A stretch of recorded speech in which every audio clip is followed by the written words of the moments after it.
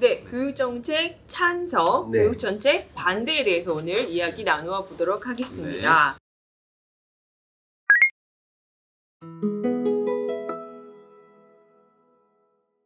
대입제도 어떻게 변화할까요?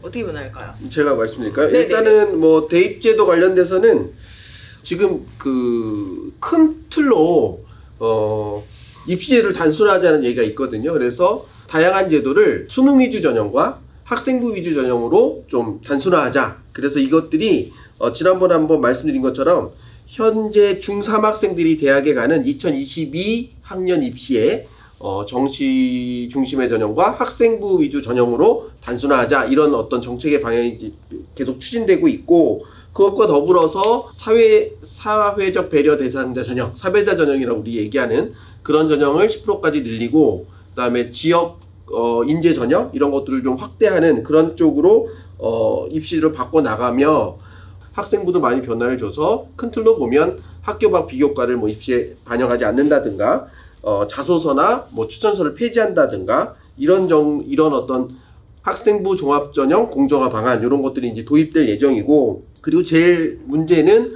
앞서서 얘기했던 것처럼 고교 학점제가 적용된 이후에 2028학년도 입시제도에 아주 큰 변화가 있어야 되는데, 이 큰 변화를 정부에서 상위 하달식으로 결정해서 내려주는 것이 아니라 국민들과 소통을 통해서 뭔가 어떤 제도를 만들어가자, 그런 제도를 만드는 것에 어떤 시발점이 사실은 국가교육위원회라고 하는 위원회 구성이거든요. 그래서 원래 계획대로라면 2020년도에 국가교육회의가 입법에 의해서 형성되고, 거기에서 국민의 여론의 뜻을 수렴해서 2028학년 대입제도를 완성해 나간다, 이런 방향성을 제시한다, 이런 큰 계획이 있었는데, 그 계획들이 아마 이제 올해 코로나 사태가 좀 진정되면 국회가 제대로 열리고 그러면서 순차적으로 진행되지 않을까, 그런 생각을 하고 있는 거죠. 저번에 저희가 한번 연도별로 지금 매년 입시가 바뀌고 있는 것에 대해서 짚어본 적이 네네네네. 있었죠. 그럼 그 큰 변화 안에서 또 변화가 일어날까요? 아니면 그 큰 변화도 네. 변화할 가능성이 있을까요? 어떨까요? 지금 사실은 입시가 이제 4년 예고제이기 때문에 네. 거의 대부분은 아까 말씀드렸던 중3 아이들의 입시의 큰 방향까지는 뭐 큰 변화가 있을 수는 없을 것 같은데, 네. 이제 실질적으로 적용되면서 여러 가지 그 부정적 어떤 평가들이 나올 수 있을 것 같아요. 네. 예를 들면 올해 고3 아이들부터 이제 서류 블라인드 처리가 되잖아요. 그러면 거기에 대해서 사실은 원래 취지는 학교에 대한 선입관을 배제하고 아이들을 공정하게 평가라는 그런 개념이었지만, 또 대학 입장에서는 지금 현재 서류가 블라인드 되면 내가 어떤 근거로 아이들을 평가할 수 있겠냐, 이런 이 학교의 교육과정도 모르는 상태의 평가라는 건 좀 너무 깜깜이 전형이 돼버린다, 이런 네. 우려가 있거든요. 그래서 그런 것들이 진행되면서 이런 부정적인 것들을 보완하는 작업들이 앞으로도 계속 이루어지지 않을까, 그런 네. 생각을 해봅니다. 네, 뭐 찬성이신 거죠? 찬성인 거죠. 아, 그래요? 네, 그런 어떤 변화의 시작이다. 네. 우선 정시의 비중이 늘어난다라고 하는 거에 있어서 강하게 반대를 하고 있고요. 네네네. 각 주요 정책들이 예전부터 계속해서 수능을 자격고사화하자, 절대평가화하자라고 하는 것은 네. 어쨌든 이 수능 자체의 비중을 절대적으로 보지는 말고, 네네. 요거는 하나의 평가할 수 있는 여러 자료 중에 하나로 사실은 한쪽으로 몰자라고 하는 의미가 있기 네네네. 때문에, 그런데 수능을 전면에 내세워서 비중을 갖다가 늘리자라고 하는 것은 약간 모순되지 않나 라고 하는 분명히 측면이 있고요. 수능이 가지고 있는 장점도 있지만 한계점이 있기 때문에 학종의 비중이 계속해서 더 늘어왔거든요. 그런데 그 중에 아까 블라인드 전형 말씀하셨는데, 아무리 자기의 출신 학교 그리고 출신 성분을 블라인드 처리를 한다라고 하더라도 알 수 있는 항목들 혹은 질문을 통해서, 면접을 통해서 충분히 그걸, 만약에 어느 학교 출신입니다 이걸 물어보지 않아도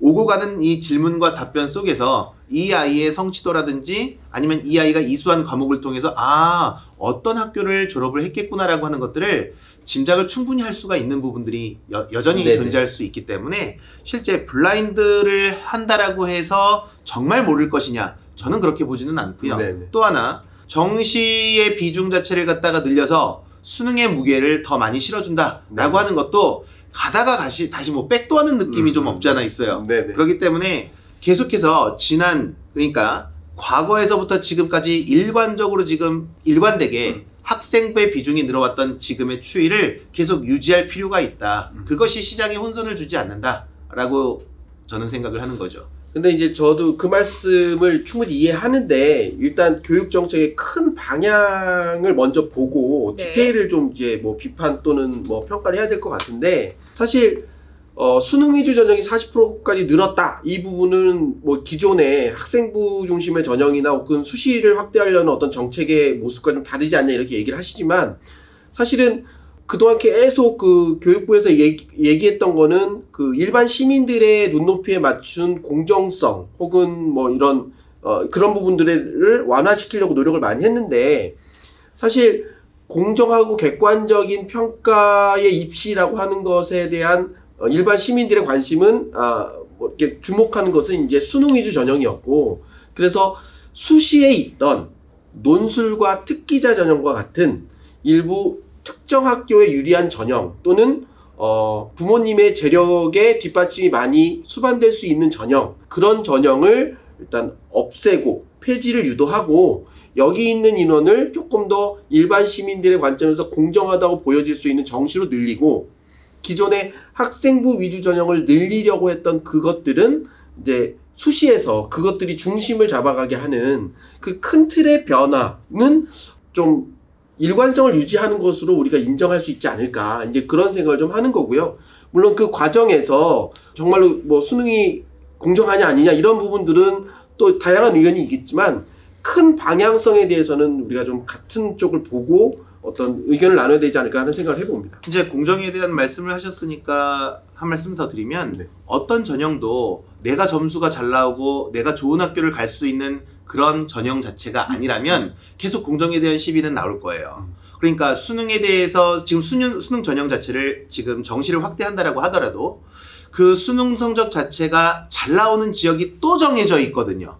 그러다 보니 논란은 계속될 수밖에 없다. 그러면 여태까지 진행되어 왔던 수시 제도에 대한 장점들을 시중에 학부모님들을 대상으로 해서 충분히 어필하고 지금 나아가고 있던 그 과정 속에 있었는데 여태까지 했던 노력들을 네. 소위 일갈시키고 무산시킬 수 있는 이 정시 확대로 갑자기 틀어놓은 것은 그동안의 노력을 굉장히 역행하는 그 방향이다라고 이렇게 볼 수밖에 없을 것 같고 수시 안에서도 지금 학생부에서 공정에 위해가 될 수 있는 여러 가지 제도적 장치들을 마련한다라고 말씀을 하셨는데 그게 시비거리들을 다 빼는 거예요.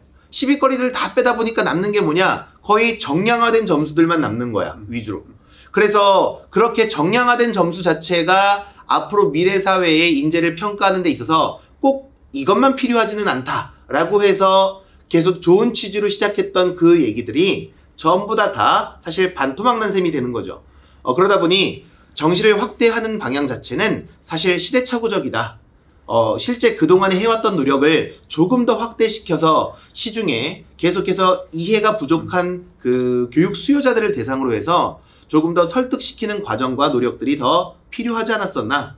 일단 뭐 수긍되는 부분도 있어요. 이렇게 말씀하시는 관점에. 네네. 근데 이제 되게 중요한 것은 지금 입시제도가 너무 복잡하잖아요. 사실 너무 많이 바뀌는 것도 복잡하지만 기본적으로 입시 전형 자체의 구성도 너무 복잡하기 때문에 이것들을 수능을 중심으로 한 수능 위주 전형 그리고 학생부를 베이스로 학생부 위주 전형 이렇게 단순화시키겠다는 그런 방향성 고 이해해 주셨으면 좋겠고 또 그러다 보니 뭐 수능이 또 공정하냐 공정하지 않냐 뭐 이것도 뭐 그 황금수저 전형이다 뭐 이런 얘기도 있잖아요. 그리고 이제 또 학종이라든지 혹은 학생부 교과 전형도 또 유불리에 대한 얘기들이 되게 많아요.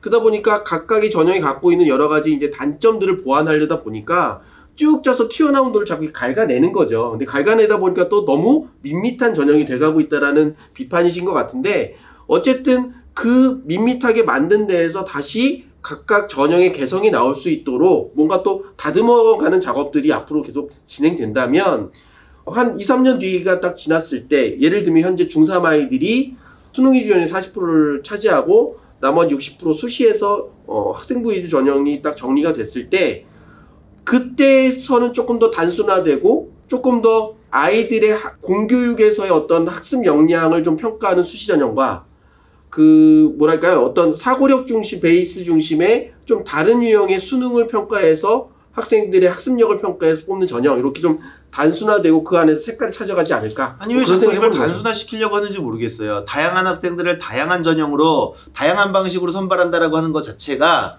이게 불공정해 보이는 이유를 잘 모르겠다라는 거지. 하나 더, 지금 학생들을 지금 단순화시켜서 선발을 하겠다라고 하는데 우리 교육의 지금 여러 가지 기조 중에 하나가 자율화, 다원화, 그 다음에 유연화 이런 정책들에 맞추어서 더 다양한 선발 과정들이 필요할 텐데 복잡하니까 야 피곤하지 그냥 하나로 결정하자. 과거에 우리 교육의 가장 문제점이었던 게 사실 획일적 교육, 일방적 교육, 그 다음에 주입식 교육이 문제였다라고 계속해서 얘기하면서 입시가 다원화되어 가고 있는 것은 굉장히 입시 생태학적으로는 좋은 방향으로 가고 있는 건데 다만 이것에 대해서 시장이 잘 이해하지 못하고 있으니 야 이해하지 못하니까 복잡하니까 다시 옛날로 돌아가자 라고 하는 느낌이 없지 않아 있어서 굉장히 아쉽습니다. 아 근데 그런 건 있는 것 같아요. 그러니까 그 선발 전형이 맞는 게 다원화를 수용하는 거냐. 물론 처음에 접근은 뭐 논술 전형도 있고 특기자 전형도 있고 학종도 있고 뭐 교과 전형도 있고 정시 위주 전형도 있고 이래서 그런 식으로 수용을 했다면 지금은 어떻게 보면 그 다양성을 학생부 종합전형이라고 하는 어떤 하나의 동일한 제도 안에서의 아이들이 갖고 있는 개성을 평가하고 선발하는 그 전형 안에서의 어떤 평가 요소의 다양화? 그런 부분들로 흡수해 나간다. 그 대신에 입시 전형의 구조를 몰라서 일반 학생들이나 학부모님이 손해보는 그런 부분들로부터 조금 단순화시킬 필요는 있다고 보고 그런 아까 말씀하셨던 그런 다양성을 흡수하는 것들은 학종이라고 하는 학생부 종합전형이라고 하는 전형 속에서 어떤 나름대로 개성을 찾아나간다면 우려하셨던 그 부분은 조금 더 상쇄되지 않을까 하는 생각을 좀 해봅니다. 학생부 종합전형의 비중이 자꾸 커지고 있는 것은 그 안에서의 다양한 정보가 들어있기 때문에 평가자 입장에서 사실 각자의 기준으로 평가할 수 있었던 거였으나 거기에서 지금 앞에서 말씀하신 대로 매년마다 무언가 항목이 없어지거나 축소되거나 없어지거나 축소되거나 하는 것을 반복하다 보면 남는 것은 내신 중심의 정량화된 지표들이 더 부각될 수밖에 없다.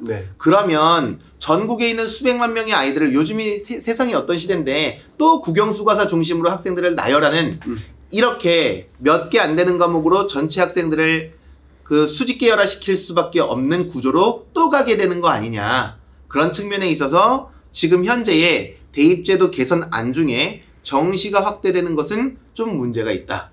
그리고 학교생활기록부 자체를 지나치게 손보다 보니 남는 것이 또 별로 없다. 이런 생각이 듭니다. 네, 2028학년도가 이제 고교학점제 시작 후에 처음으로 치러지는 대입이 될 텐데 조금 설명해 주실까요? 어떤 대표님이?